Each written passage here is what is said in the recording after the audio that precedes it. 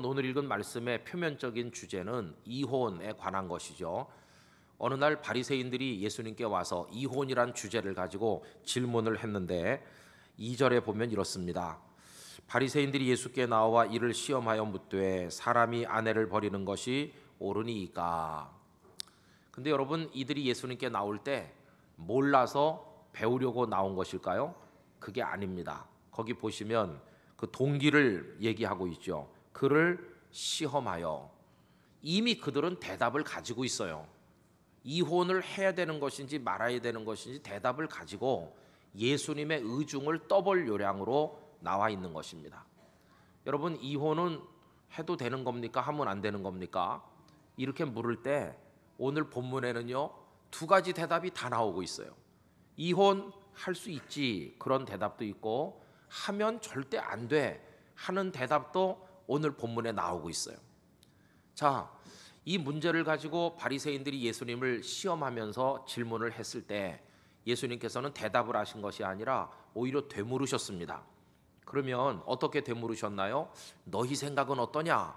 이렇게 물으신 게 아니고 모세를 언급하시면서 물으셨습니다. 3절 말씀 보십시오. 대답하여 이르시되 모세가 어떻게 너희에게 명하였느냐? 이렇게 되물으셨어요. 여러분, 왜 예수님께서는 모세를 언급하면서 물으셨을까요? 그것은 이 사람들의 마음속에 이미 해답이 있다는 걸 아시는 것이고, 그 해답인즉슨 모세가 말해준 내용, 바로 그게 이들이 가지고 있는 해답이라는 걸 알고 계시기 때문이었어요. 여러분, 모세는 유대인들에게는 하늘 같은 존재입니다. 그들의 조상을 애굽에서 수백 년 노예로 살던 그들을 건져 주셨을 뿐만 아니라 시내산에서 계명과 율법을 받아 전달해 줬는데, 그가 기록했다는 오경은 성경 전체로는 5분의 1에 해당하고 구약 성경만 두고 보면 4분의 1이나 차지하는 엄청난 분량을 기록해 주신 마치 하늘 같은 분으로 그들이 여기고 있지 않았습니까? 그러니까 모세가 말해준 게 이들의 마음에 정답으로 이미 자리 잡혀 있으니까 너희 생각은 어떠냐 이렇게 묻지 않으시고, 그래 모세는 어떻게 너희에게 명하였느냐고 질문하신 겁니다. 그랬더니 4절에서 이 사람들이 모세에게 배운 거를 이제 대답을 하죠. 여러분 4절 보십시오. 이르되 모세는 이혼 증서를 써주어 버리기를 허락하였나이다. 오늘 오신 교우님들 중에서 이 말씀을 읽고 깜짝 놀라는 분이 있을지도 모릅니다. 절대 안 되는 줄 알았더니 되는 수도 있나 보다. 또 딴 생각하실까 봐 제가 참 걱정돼요. 근데 하여튼 모세가 그렇게 말씀한 적이 있어요. 실제로 있느냐? 그렇습니다. 신명기 24장 1절에 보면, 화면에서 한번 보세요. 사람이 아내를 맞이하여 데려온 후에 그에게 수치되는 일이 있음을 발견하고 그를 기뻐하지 아니하면 이혼 증서를 써서 그의 손에 주고 그를 자기 집에서 내보낼 것이요 라고 모세가 백성들에게 말해준 적이 실제로 있다는 거예요. 여러분, 이 질문을 하러 나온 바리새인들은 그 구절을 알고 있는 겁니다. 이미 마음속에 이혼 뭐 할 수 있지 이렇게 생각했어요. 그러면서 예수님을 테스트하려고 지금 나온 건데, 그러니까 이 사람들은 이혼을 부끄럽게 여기지 않는 겁니다. 뭐 모세가 할 수도 있다고 그랬는데 뭐가 부끄러우냐는 거죠. 여러분, 이 얘기를 예수님께 물을 때 은밀하게 찾아와서 조용히 물어본 게 아닙니다. 1절에서 보시는 것처럼 많은 무리가 예수님께 말씀 배우려고 몰려들어서 그 주변에 사람들이 많이 있을 때 아주 공개적으로 물어봤습니다. 만약에 그들이 이혼을 부끄럽게 여겼다면 이렇게 많은 사람들이 있는 앞에서 묻지 않았을 텐데, 부끄러워하지 않고 있다는 증거임을 우리가 알 수 있지 않습니까? 자, 어쨌든 그래서 이혼은 가능하다는 대답이 지금 하나 등장했잖아요. 그런데 아까 말씀드린 것처럼 또 다른 하나의 대답, 절대 안 된다는 대답 또한 오늘 본문에 나오고 있습니다. 여러분 5절에서 9절 말씀 다 같이 읽어보실까요? 예수께서 그들에게 이르시되 너희 마음이 완악함으로 말미암아 이 명령을 기록하였거니와 창조 때로부터 사람을 남자와 여자로 지으셨으니 이러므로 사람이 그 부모를 떠나서 그 둘이 한 몸이 될지니라. 이러한즉 이제 둘이 아니요 한 몸이니 그러므로 하나님이 짝지어 주신 것을 사람이 나누지 못할지니라 하시더라. 아멘. 예수님께서는 하나님을 근거로 삼으셔서 단언하듯 말씀하죠. 하나님이 짝지어 주신 것을 사람이 나눌 수 없다고 딱 못을 박아서 말씀하셨어요. 그러고 보니까 성경에는요, 이혼을 할 수도 있다는 얘기가 있고 절대 안 된다는 얘기도 있고 두 가지가 다 등장하잖아요. 그런데 여러분, 신명기 24장 1절에 모세께서 백성들에게 전해준 그 이야기는 모세의 사견이 아니거든요. 하나님께 받아서 전달한 말씀이지 않습니까?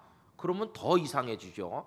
아니, 한 분 하나님께서 창세기에 아담과 하와를 짝지어 둘이 한 몸이 될지니라 이렇게 하실 때는 절대 나누지 못한다는 뜻으로 하신 건데 어쩌자고 신명기에 와서는 할 수도 있다는 식으로 말씀하시는 것인지, 우리 앞에 이혼이라는 주제를 두고 두 가지 대답이 다 있는 것이, 그것도 다 하나님의 말씀이라는 이름을 가지고 우리에게 다가오고 있으니까 얼마나 이게 혼란스러운 문제이겠습니까?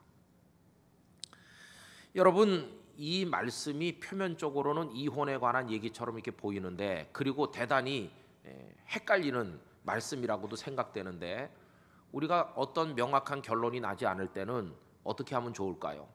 결국 모든 의문점의 해결은 성경에서 발견해야 되니까 우리가 이제 말씀을 또 숙고함으로써 이 문제에 대한 하나님의 힌트를 찾아보는 게 중요하다고 생각합니다.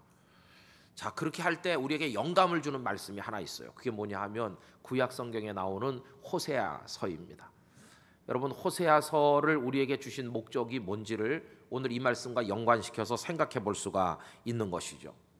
어느 날 하나님께서 선지자인 호세아를 부르시더니 너 결혼해라 하셨습니다. 그러면서 한 여자를 정해 주셨는데요, 고멜이라는 여자랑 결혼해라. 그래서 호세아가 고멜과 결혼했어요.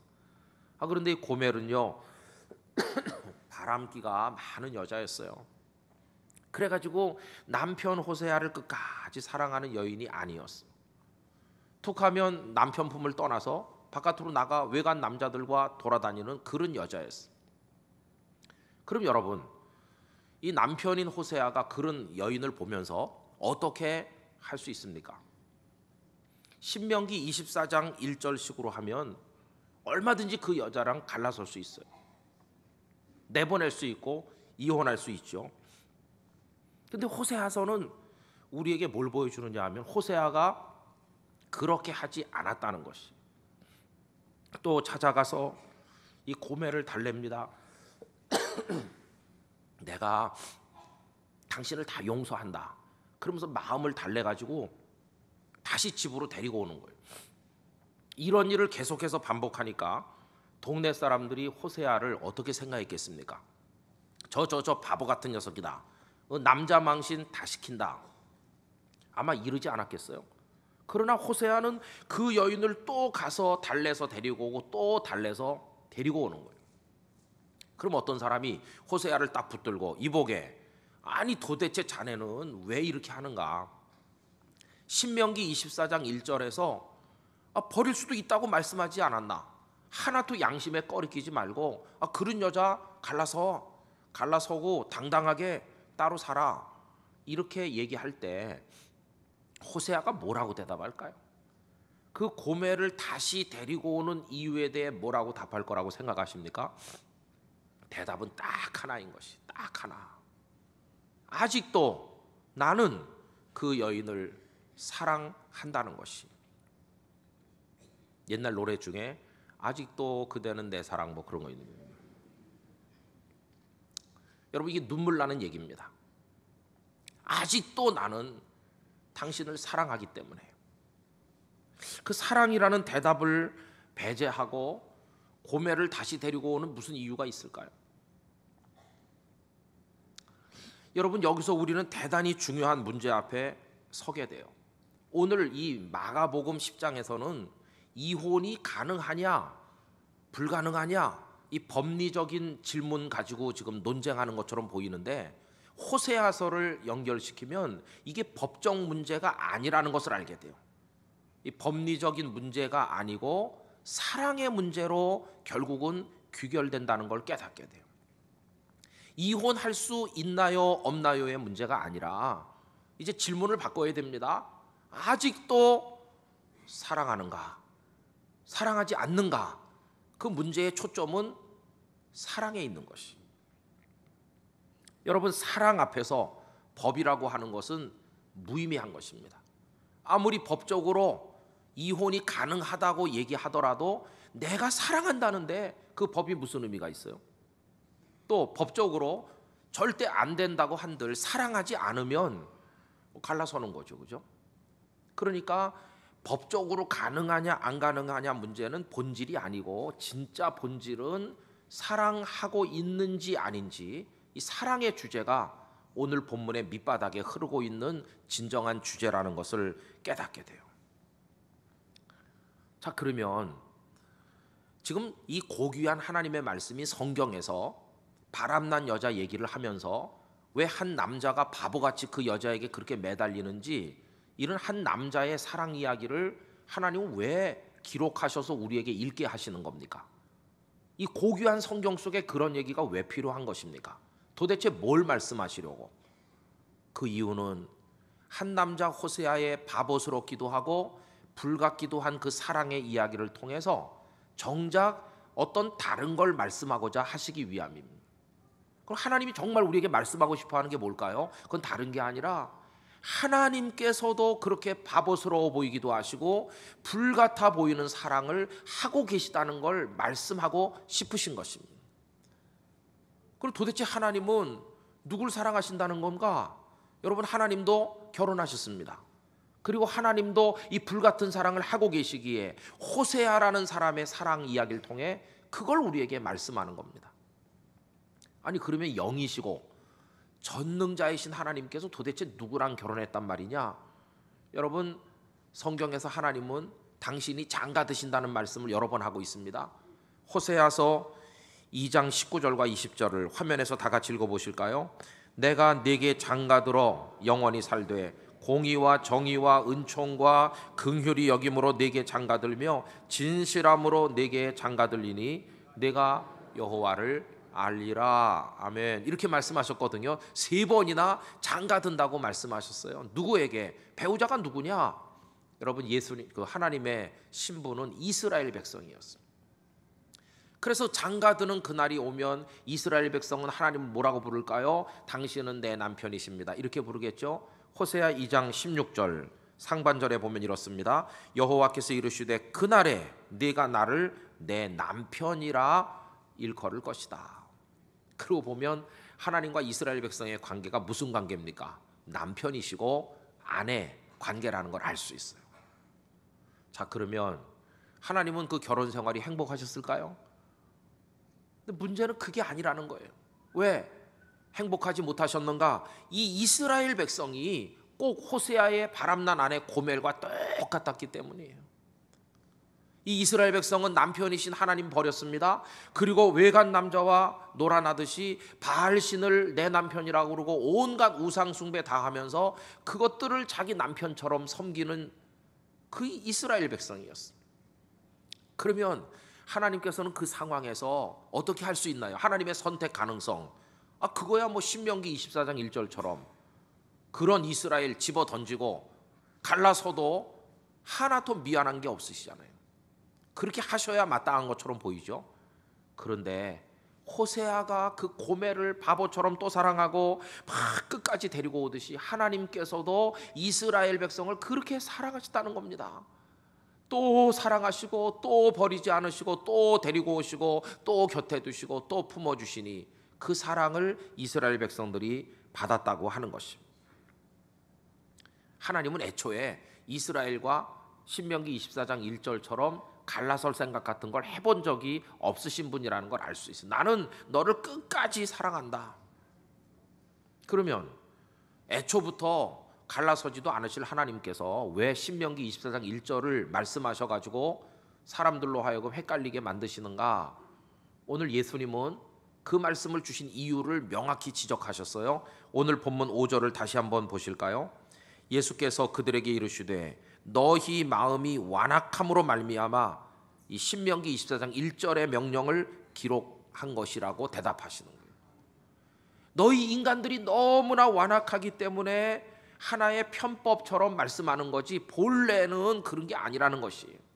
그럼 여러분 이게 무슨 뜻일까요? 예를 들어서 어떤 남자랑 여자랑 결혼했어요. 여자가 아주 훌륭하고 정숙하고 좋아요. 그런데 남자가 악하기 이를 데가 없어서 괜히 아내를 미워하고 트집 잡고 때리고 구박하고 동물처럼 학대하고 못 살게 굴면, 영원히 갈라설 수 없다고 하면 이 여자는 어떻게 살겠습니까? 불쌍해서. 인간이 너무 악하구나, 그 남편. 그래서 하나님은 갈라설 수 있는 명분을 가지고 갈라설 수도 있도록 가능성의 문을 열어두신 거예요. 인간이 악하기 때문에 생긴 편법인 것이고, 그러나 하나님의 본래 마음은 절대로 갈라지지 말고 함께 살라고 하는 게 하나님의 뜻이었어요. 그런데 하나님은 우리 인간처럼 악한 분이 아니시거든요. 그분은 선하신 분이시고 하나님은 온전하신 분이기 때문에 그분은 사랑도 온전케 하시는 분이시거든요. 하나님의 사랑은 온전합니다. 그러니까 이스라엘 백성이 아무리 하나님 버리고 우상에게 가도 하나님은 그 사랑을 완성하셔서 끝까지 이스라엘을 품으신 것이에요. 그러면 여러분, 호세아가 고멜 사랑하는 얘기, 하나님께서 이스라엘 사랑하는 이야기를 했으니까 이제는 우리 얘기를 할 차례죠. 우린 어떤 사람들입니까? 이스라엘 백성이 하나님의 아내였던 것처럼 저와 여러분도 하나님의 아내인 것이, 우리도 하나님과 결혼했어요. 그런데 우리는 어떤 아내입니까? 하나님을 제대로 사랑하는 그런 아내입니까? 여러분, 하나님과 우리 사이의 결혼 생활은 행복한, 잘 돌아가는 그런 생활일까요? 우리와 하나님 사이의 사랑은 순도가 어느 정도나 되는, 뜨겁기가 어느 정도나 되는 그런 사랑인지 한번 생각을 해볼 필요가 있습니다. 자, 그러면 그걸 얘기할 때 우리가 하나님께 드리는 사랑을 먼저 말하지 말고 하나님께서 우리에게 주신 사랑을 먼저 이야기하는 게 좋겠습니다. 그러면 우리의 남편과도 같으신 하나님께서 우리를 어떻게 사랑하셨나? 여러분, 우리는 바람난 여자와 같았어요. 그동안 욕망을 사랑하고 죄악을 사랑해서 하나님 버리고 떠난 적이 한두 번이 아니에요.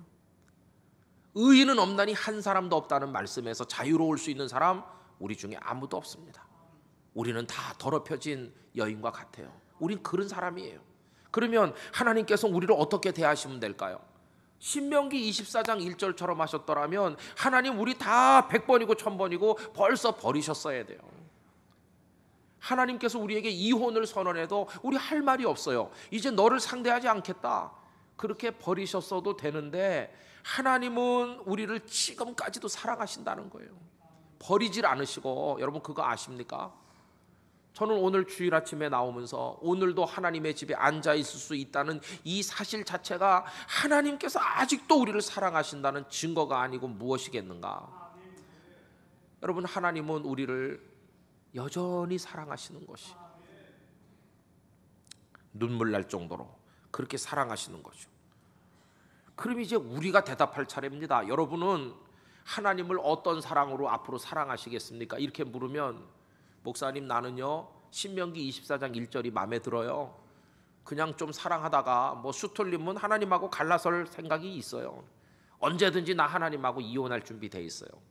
뭐 이 정도 수준으로 한 발은 이쪽에 걸쳐놓고 한 발은 바깥에 걸치고 적당히 이렇게 하다가 언제든지 미련 없이 하나님이랑 난 갈라설 수 있다, 이 정도 사랑으로 지금 교회 드나드시는지, 아니면 나 영원히 하나님 없이 못 살아요, 나 하나님 없이 못 산다니까요, 나는 끝까지 하나님 곁에 붙어 있을 겁니다, 나는 하나님 없이는 하루도 못 살아요, 그러면서 일편단심 하나님을 사랑할 마음으로 하나님을 섬기고 계시는지, 여러분 어떤 대답을 하시겠습니까? 정답을 말씀드린다면 세상이 다 변해도, 인심이 다 달라져도, 다른 이들이 하나님을 다 버리고 떠나도, 내가 백발이 되고 내게 기력이 하나도 안 남아도, 내 생명의 호흡이 있는 마지막 순간까지 나는 하나님 곁에서 하나님을 사랑하리라, 그렇게 하는 게 그게 정답인 것이에요. 여러분, 우리 그렇게 하나님을 사랑할 수 있길 바랍니다.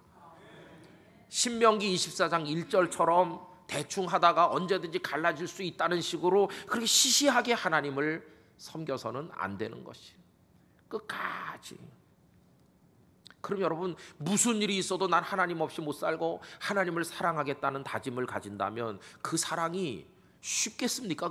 그런 사랑이 쉬울 수가 없죠. 그런 사랑은 아주 어려운 사랑이고, 눈물을 뿌리면서라도 해야 되는 사랑이고, 힘든 사랑이고, 희생이 따르는 사랑이지 않겠습니까? 어려운 사랑입니다. 어려운 사랑. 근데 하나님께서도 우리를 사랑하실 때 쉽게 사랑하지 않으셨습니다. 아주 어렵게 대가를 지불하시면서 사랑하셨습니다. 하나님께서 우리를 향한 그 사랑, 어느 정도의 대가를 지불하시는 힘든 사랑이셨는가? 독생자 예수님을 세상에 보내 십자가에 매달아 그 몸을 찢고 피 다 흘려줄 정도의 희생과 아픔을 경험하시면서 우리에게 주신 사랑이므로 하나님께서도 힘든 사랑을 하신 것이에요. 그러니까 여러분, 우리가 하나님을요 쉽게 믿을 수 있다고 생각하면 안 됩니다. 하나님을 정말 사랑하려면요 그게 어려운 겁니다. 어려운. 그래서 대가를 지불할 수도 있어야 돼요. 절대 다른 유혹에 넘어가면 안 돼요. 사탄이 와가지고 말합니다. 야, 하나님 좀 꽉 막힌 분 아니냐? 답답하지. 하나님이랑 살려면 나랑 한번 살아볼까? 이러면요 홀딱 넘어가는 사람 많아요. 그러나 사탄의 모든 유혹을 뿌리칠 수 있으셔야 돼요. 그것 때문에 바보 소리를 듣기도 하고 어떤 때 손해를 보기도 하지만 그래도 나는 일편단심 하나님만 사랑합니다. 사랑하면 데이트를 즐기게 됩니다. 여러분, 몇 시간을 달려가면요 무슨 할 말이 중요한 게 있어서 가나, 전화로 얘기하면 되지 이렇게 생각하지만 그렇게 힘들게 가가지고 무슨 인생을 뒤바뀔 중요한 얘기를 하는 게 아니에요. 그냥 손잡고 멀뚱히 쳐다봐요. 그거 하려고 가는 거예요. 왜? 사랑하니까.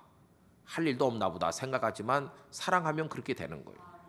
하나님을 사랑하면 예배 시간이 그립고 찬송하고 기도하는 시간이, 하고 돌아서면 또 기도하고 싶고 그런 거예요. 그런데 몇 달을 한 번도 안 만났는데도 여전히 보고 싶지 않다. 이건 아주 심각한 것이.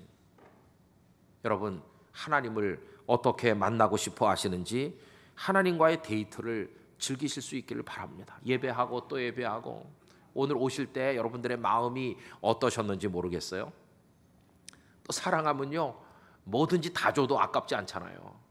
하나님께 나의 전 생애를 바쳐도 아깝지 않고, 더 좋은 거 못 드려서 죄송할 뿐이고 눈물 나고 하나님 감사합니다. 이게 사랑의 마음인 것이. 여러분, 하나님을 그렇게 사랑하는 사람이라면요 이 세상에서도 아무렇게나 살진 않을 것이. 부부관계도 마찬가지입니다. 여기 내 아내가, 내 남편이 완벽해서 사랑하는 거 아니고 하나님께서 내게 주신 아내고 내 남편이라면은 내가 하나님을 영적 남편으로 사랑하는데, 그러면 어떻게 내게 주신 자식도 버리고 가출하고 이럴 수가 있겠어요? 그러니까 그런 사람은 가정도 꼭 지키고, 어려워도 이게 하나님을 사랑하는 방식이다. 가정도 지키고 일터도 지키고 사명도 지키고 하나밖에 없는 내 인생도 지키는 것이죠. 하나님을 사랑하는 마음으로 그리스도인 됨을 지키기 위하여 어떤 어려움도 극복하며, 이것이 하나님을 향한 사랑인 줄로 알고 그렇게 쭉 나가는 그 모습, 이게 성도의 모습인 것이. 그래서 여러분, 우리 대충 믿지 맙시다. 그냥 쉽게 이렇게 하다가 언제든지 하나님이랑 갈라설 수 있다, 이런 식으로 믿지 말고 끝까지 일편단심. 다 그렇게 되시기를 축복합니다. 나중에 우리 부를 찬송입니다. 너 하나님께 이끌리어 일평생 주만 바라면 너 어려울 때 힘 주시고 언제나 지켜주시리. 주 크신 사랑 믿는 자 그 반석 위에 서리라. 여러분, 그런 삶은 일평생 하나님을 사랑하는 사람에게 주어지는 은혜인 것입니다. 그런 사람이 어떻게 사명을 던져버리겠으며, 그렇게 하나님을 사랑하는 사람이 어떻게 가족들을 버리겠으며, 그렇게 하나님을 사랑하는 사람이 어떻게 하나님이 원치 않는 일을 할 수가 있겠습니까? 성도 여러분, 그 하나님을 그렇게 사랑하는 마음으로 초지일관 하나님 앞에 서는 그날이 올 때까지, 우리의 호흡을 거두어 하늘나라로 인도하는 그날까지 살아가시게 되기를 간절히 기원하는 것입니다. 그런 멋있는 하나님의 파트너가 될 수 있기를 예수님의 이름으로 축원합니다.